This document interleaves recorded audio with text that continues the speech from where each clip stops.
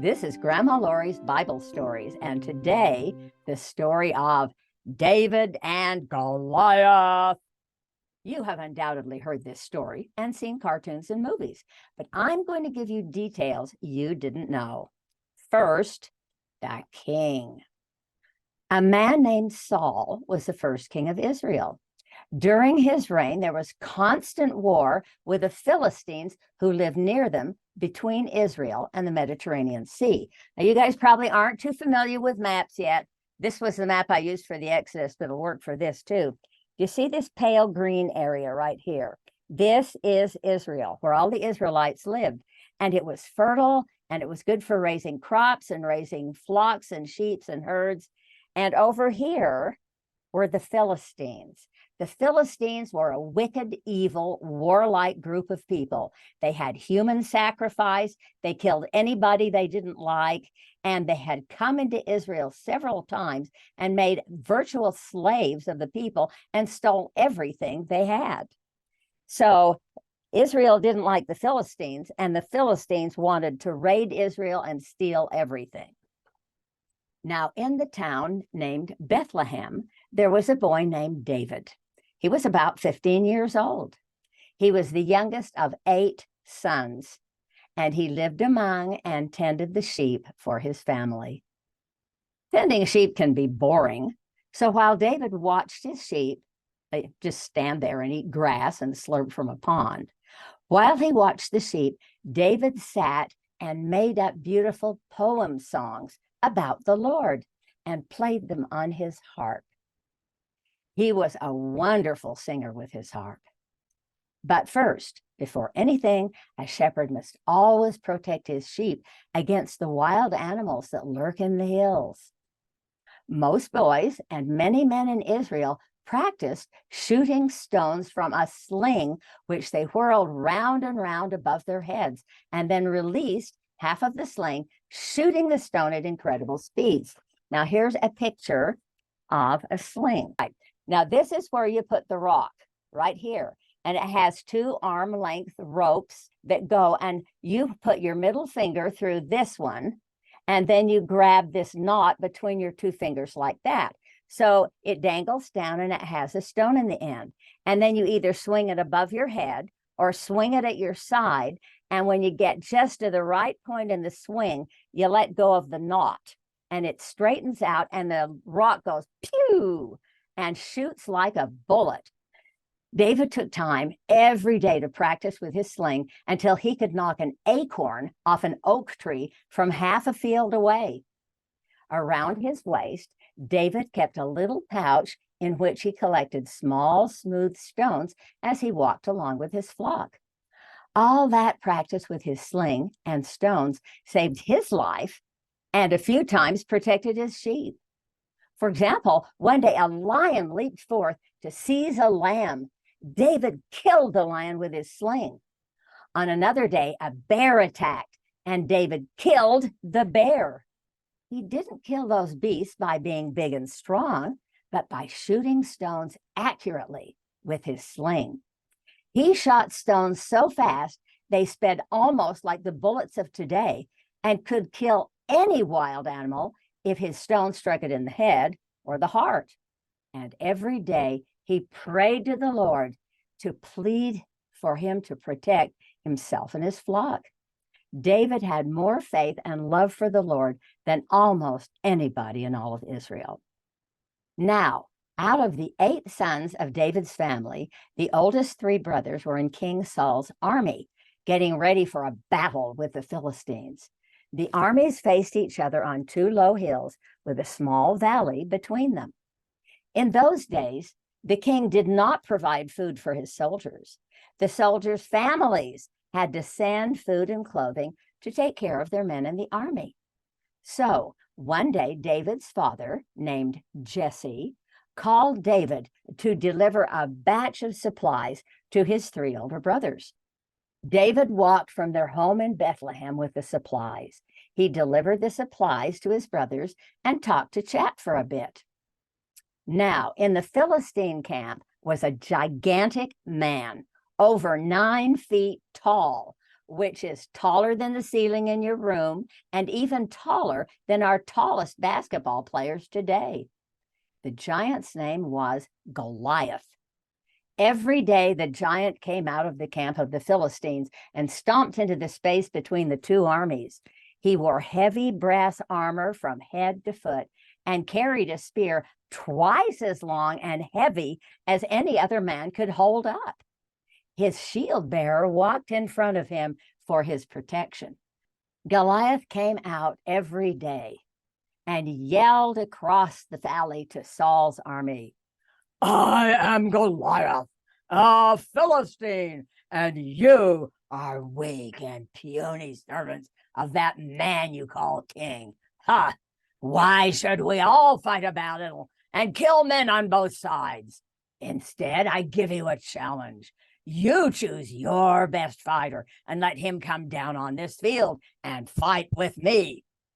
If I kill him, then your army must surrender to our army and be our servants. But if your man wins, we will surrender to your army and be your servants." Fat chance. Well, the Israelite soldiers were all terrified at the challenge. Naturally, no one in the Israelite army wanted to go out and fight in single combat against a man who was almost twice as tall as they were and 4 times heavier, with a spear and a sword twice as long as theirs were. The Israelites were mostly farmers and shepherds, not warriors. They didn't have a lot of weapons. A few of them had swords and spears they had pounded out of farming tools. For 40 days, the camp stood across from each other while that Philistine giant continued to yell taunts and curses at the Israelites, calling them cowards, weaklings, and little girls. The Israelites near David and his brothers said, "You know, if any man dares to go out and kill that Philistine, the king has promised him a huge reward of money and a high rank in the army. He would even let the man marry his daughter, the princess." As David stood with his brothers, the giant Goliath came down into the valley and yelled his daily challenge at Israel. "Send someone to fight me. You are all cowards and timid rabbits, as weak as women, because you are afraid to fight me." David was as amazed as anyone at this enormous man who stomped forward into the valley to shout his challenge. David asked, "Who is this huge man that speaks with such an insulting manner against the armies of the living God? Why doesn't someone go out and kill him?" David's brother Eliab griped at him. "What are you doing here, little boy? Leaving your sheep alone in the field? Did you come down just to get a thrill, just to see the battle? Well, shut up and go on home, kid." He meant to shame David into going away, but David paid no attention. He replied, "Why doesn't someone fight him?" David was thinking that there might just be an unusual way to kill the giant.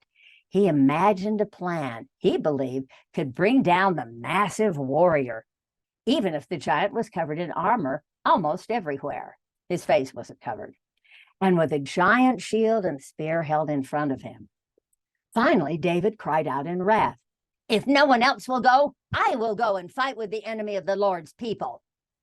A few soldiers laughed at him, but everyone was so embarrassed that not even one man dared to come forward to fight the giant, that at last they realized David was serious and brought him before King Saul.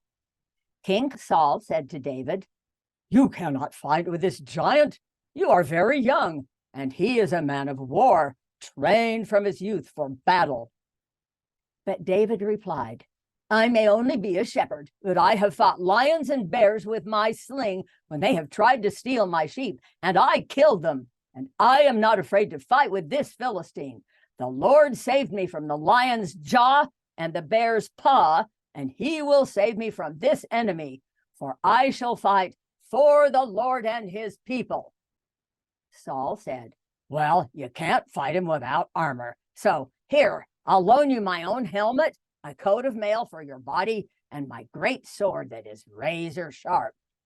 Now, Saul was a big man, probably 6'6", one of the tallest men in Israel. So when Saul tried to put his own armor on David, it was too big and almost slid off his body. David shook off the armor and said, "I can't fight with such weapons and armor. Let me fight in my own way."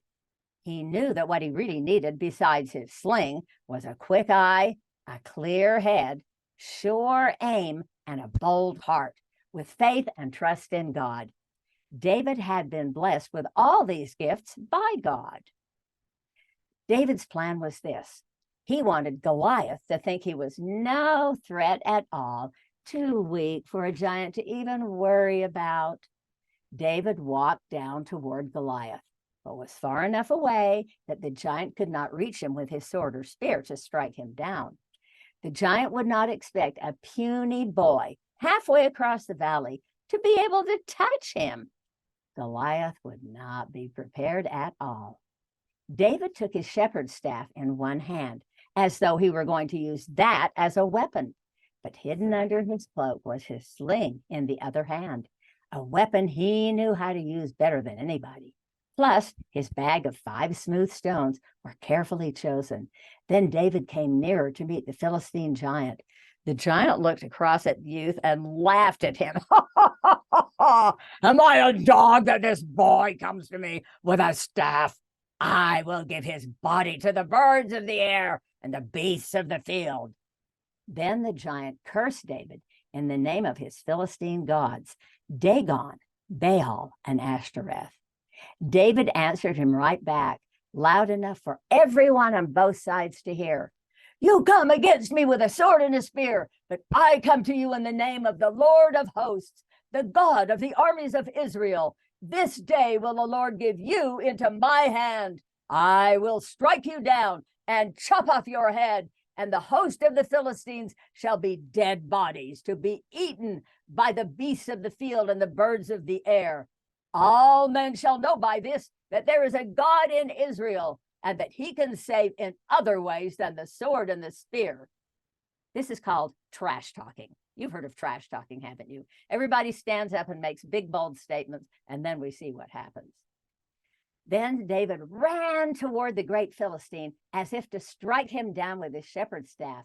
But when he was close enough to take good aim, he tossed his staff, slipped out his sling, instantly loaded it with a stone, and whirled it above his head, all in 3 seconds flat. He aimed the stone at the giant's head, which was not protected. His stone shot forward faster than the eye could follow and struck the giant, sinking deep into his forehead. Like a tree falling in the forest, Goliath pitched forward onto his face, shaking the ground as he landed. Quickly, David ran forward, leaped right onto Goliath's body, and pulled the giant's sword out of its sheath. With a mighty 2-handed swing, David chopped off Goliath's head. Both armies were stunned and amazed as David held high the giant's head by its greasy hair, and blood drizzled onto the ground. It took a few moments for both armies to realize the great warrior was dead. But do you think the Philistines bowed down and let Israel take them as servants, as Goliath had promised? No way on earth. They turned and fled as fast as they could, away from Israel and back toward their own land. But Israel's soldiers did not stand around with their mouths open. They shouted aloud, jumped to their feet, clutched their weapons, and chased the Philistines, catching and killing them by the thousands, running and slaying them right up to their city gates in their own land. So a humble shepherd who trusted and loved God with all his heart became the trigger that sent Israel forward to conquer the Philistines at last. After the battle, David brought the giant's head to King Saul. Saul took David into his own house to live and made him an officer over many soldiers. David was as wise and brave in the army as he had been when facing the giant, and soon he was in command of 1,000 men. His soldiers loved him. Israel's women danced and sang with praise to David, and David was given Saul's daughter, Michal, to Mary as his wife. Now, there are dozens more adventure stories about David that follow his life as he grew up and finally became Israel's most beloved king. And so, until next time, farewell. Be brave and love the Lord as David did.